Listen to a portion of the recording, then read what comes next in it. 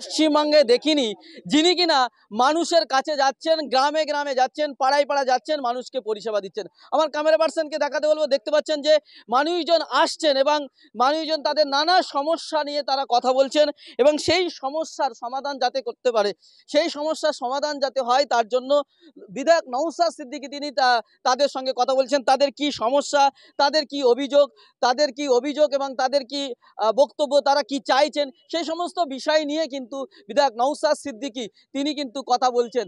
এবং তাদের যে কারো যদি ইনকাম সার্টিফিকেট থেকে শুরু করে কোনো কিছু যদি লাগে, কোনো কাগজপত্র বা কোথাও কোনো সমস্যার জন্য কোনো কিছু সাহায্য করা যায় বিধায়ক কোটায়, সেই ব্যাপারেও তিনি সাহায্য করছেন। এবং এই বিষয়টা নিয়েই আমরা একটু বিধায়ক নওশাদ সিদ্দিকীর সঙ্গে কথা বলার চেষ্টা করব। তিনি কথা বলছেন, তার সঙ্গে আমরা একটু কথা বলার চেষ্টা করব।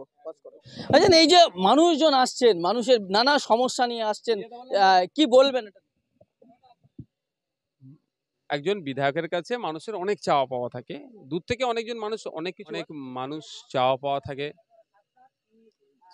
থাকে, অনেক কিছু ডিমান্ড থাকে, কিন্তু যতটা আমাদের পক্ষে সম্ভব সেটা দেবো, পূরণ করবো। আর যেটা পারবো না সেটা বলে দেবো, এবং কোথায় গেলে সমাধান হয় সেটাও। যেমন আজকে একটা বিষয় নিয়ে এসেছিল, অরেশন সার্টিফিকেটের বিষয়ে। আপনার দেখানোর আগেই হয়তো আরও ভিডিও করেছেন, আপনি বলতে পারছি না। যেটা সমাধানের জায়গা হচ্ছে একটা ফার্স্ট ক্লাস ম্যাজিস্ট্রেটকে দিয়ে একটা অ্যাফিডেভিট লাগবে, তারপরে অন্যান্য প্রসেসটা হবে, সেটা বলে দিলাম। পরবর্তী যেটা ঠিক একইভাবে অনেকের জায়গা জমির সমস্যা আছে, অনেকের বিধায়কের সার্টিফিকেটের প্রয়োজন আছে। জায়গা জমির সমস্যা তো আমি সমাধান করতে পারবো না, কিন্তু কোনভাবে গেলে লিগাল ওয়েতে গিয়ে সমাধান হবে সেটা আমি বলে দিতে পারবো। এক কথায় একজন নির্বাচিত জনপ্রতিনিধির হচ্ছে এই 4.5 লাখ মানুষের প্রতিনিধি। 4 লাখ 4.5 লাখ মানুষ যাতে ভালো থাকে সেটা একজন বিধায়কের কর্তব্য, দেখার দায়িত্ব, নৈতিক কর্তব্য। আমি আমার এন্ড থেকে যতটা পারি চেষ্টা করি ভালো থাকার জন্য তাদের ব্যবস্থা করা। আপনার আমাকে কোশ্চেন করার আগে দুজন মা এখানে উপস্থিত হয়েছিলেন, তারা বার্ধক্যে উপনীত হয়েছে, কিন্তু তারা একাধিকবার অ্যাপ্লিকেশন করার পরেও তারা পাচ্ছে না, আপনার বার্ধক্য ভাতা পাচ্ছে না। দেখুন, আমাদের এখানে জেলা পরিষদের মেম্বার আমাদের আছেন, রাইনুর হক আছেন, পঞ্চায়েত সদস্য আছেন, আর এখানকার এই বুথের যিনি তার অসুস্থতার জন্য ডাক্তার দেখাতে গেছে, আর আমাদের যিনি সমিতির মেম্বার তিনিও আসছেন, একটু তার বাড়িতে বাচ্চা কাচ্চা আছে সামলে আসছেন। তো আমরা এখানে এই জন্য রাখার কারণ হচ্ছে তার মা এসেছে, পাচ্ছে না, একাধিকবার তারা অ্যাপ্লিকেশন করেছে।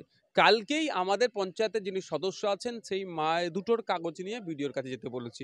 বিডিও একটা নির্দিষ্ট টাইম দিক, যেটা বলতে বলেছি যে বিডিও নির্দিষ্ট টাইম দেবে। আমাদের যারা কনসার্ন দায়িত্বে আছেন, আমার জাহাঙ্গীর ভাই আছেন, আমাদের যারা আছেন, বলে দিয়েছি বিডিওর কাছে জেনে নেবে যে কত দিনের মধ্যে এটা অ্যাপ্লিকেশন করেছে। তো 2023-এ এখনো পর্যন্ত পাচ্ছে না কেন? এদিকে বড় বড় কথা বলছে, বিধবা ভাতা বার্ধক্য ভাতায় ভরিয়ে দিচ্ছে সারা রাজ্যে, 21 লক্ষ 20 লক্ষ সংখ্যা বলছে। তো যদি এটা ভিডিও একটা নির্দিষ্ট টাইমের মধ্যে না করতে পারে, সরাসরি ওই কাগজ দুটো নিয়ে ওই মায়ের জন্য, আমি ভাঙড়ের বিধায়ক, আমার কাজ হচ্ছে এদেরকে সমস্যা সমাধান করা। যে কনসার্ন ডিপার্টমেন্টাল মিনিস্টার মাননীয় শশী পাজা ম্যামের কাছে আমি যাব, যাতে ওই দুই মায়ের শুধু নয় আরও যারা সমস্যা আছে সমাধানের জন্য। কিন্তু এখানকার যারা শাসকে আছেন, তৃণমূল কংগ্রেসের নেতৃত্বরা বলছেন আপনাকে নাকি দেখাই যায় না, আপনি ভাঙড়ে আসেনি না। দেখার চোখ থাকলে তো দেখবে, যদি উনি না চোখ দেখে আমি কি করতে পারি? উনি যদি আমাকে খুঁজে পায় আমি কি করতে পারি? আমি আসার আগে মিডিয়াতে বিভিন্নভাবে বিভিন্ন জায়গায় অ্যাড দেওয়া হয়, আমাদের ছেলেপুলে যারা আছে তারা বলে যে আসছে। কারণ এখানে এসেছি, দেখুন একটা আমার এই আশপাশটা দেখবেন, এইখানটা দেখুন একটা পার্টির পতাকা নাই।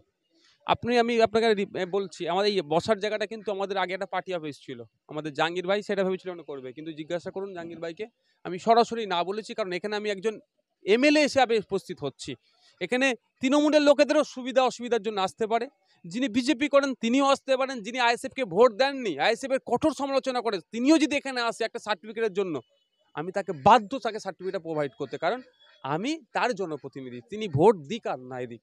সুতরাং দেখুন, এখানে আমার কোনো পার্টির আমি পতাকা রাখিনি, বা এখানে আমি ওরকমভাবে করিও না। পার্টি অফিসে আমি বসে আমি খোলা জায়গায় বসছি, এই জন্যই যে আমি সহজেই সাধারণ মানুষ থেকে বিরোধী সর্বপক্ষ যাই হোক না কেন অ্যাক্সেস পাই যেতে বিধায়কের কাছে। এটা যদি না খুঁজে পাই আমি তো কিছু করার নেই, আমি আমার দায়িত্ব পালন করে চলেছি। ভাঙড়ের তৃণমূল কংগ্রেসের পর্যবেক্ষকের যিনি দায়িত্ব আছেন, তিনি বলছেন যে ভাঙড়ের বিধায়ক নওশাদ সিদ্দিকী শুধু মাঝে মাঝে আসেন আর মুখ দেখিয়ে চলে যান, অশান্তি সৃষ্টি করে দিয়ে চলে যান। দেখুন, অত মোটাসোটা নয়, খুব ভালো দেখতেও নয় যে মুখ দেখলে সবাই পাগল হয়ে যাবে আমার জন্য, সেরকম ব্যাপার নয় যে মুখ দেখিয়ে পাগল করে রেখেছি। হ্যাঁ, একটা জিনিস বলতে পারি, যতটুকু সময় আসি বা যতটুকু সময় থাকি ওই নটোরিয়াস ক্রিমিনালদের ফাঁদে পা দেয় তার কথা বলি। হিংসা বিদ্বেষকে ছেড়ে গ্রামের মানুষ, এলাকার মানুষ, প্রতিবেশী সেই ব্যবহার আচরণ করো সে কথা বলি। এতেই হয়তো যারা নটোরিয়াস ক্রিমিনাল যে বোম বাঁধে তার জন্য অসুবিধা হয়ে যায়।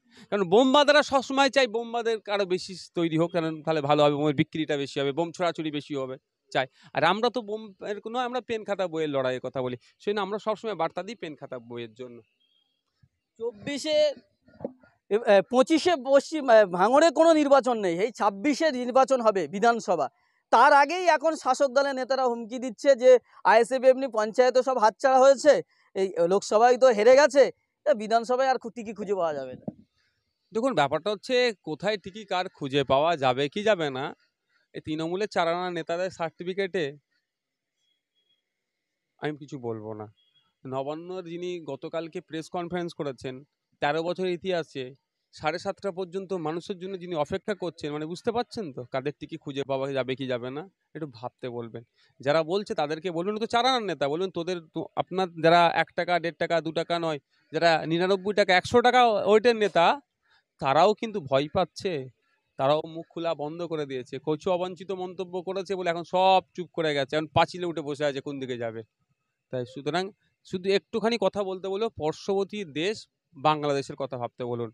হাসিনা সরকারের ছিল, প্রচুর বড় বড় কথা বলতো, বলেছে কি অমুক আমি, আমার তো দূরের কথা, আমার গাড়ির টায়ারে টাচ করে দেখুক না কেন। আর গতকাল কি ভিডিওটা দেখলাম, তার গাড়ির টায়ার তো দূরের কথা, গাড়ির ভালো রং আর গাড়িতে না। আমি বলছি না যে এরকম হবে, হিংসা হবে, আমি চাই না, কিন্তু কার ভরসায় বলছিল?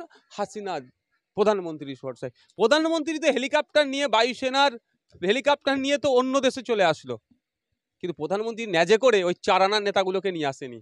আগামী দিনে মমতা ব্যানার্জি যদি চাপে পড়ে যায়, পদত্যাগ করে দিয়ে নাগপুরে আরএসএস এর সদর ক্যাম্পে ঢুকে যাবে, তখন এই চারানার নেতাগুলো কোথা থাকবে?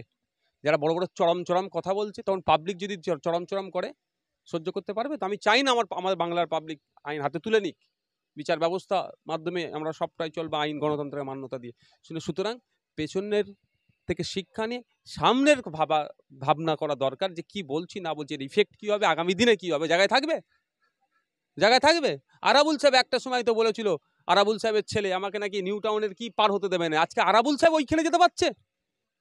আমাকে বলেছিল তো ওনার ছেলে যাকে ভাঙড়ে ঢুকতে দেবে না, নিউ টাউন পার হতে দেবে না, বিশ্ব বাংলা গেট নাকি পার হতে দেবে না, আজকে আরাবুল সাহেব বিশ্ব বাংলা গেটের দিকে যেতে পারবে? এমন একটা জায়গায় পড়ে গেল, তার দলই তাকে ঘরের মধ্যে গৃহবন্দী করে দিল। তো আজকে যারা চিৎকার করছে, কালকে দলের প্রয়োজন হলে কোথায় যাবে? ভাবতে বলবো তাদেরকে। একেবারে আপনাদেরকে জানিয়ে রাখি যে আজকে পোলেহাট 1 নম্বর অঞ্চলে সেখানে সাধারণ মানুষের পরিষেবা দিচ্ছেন বিধায়ক নওশাদ সিদ্দিকী।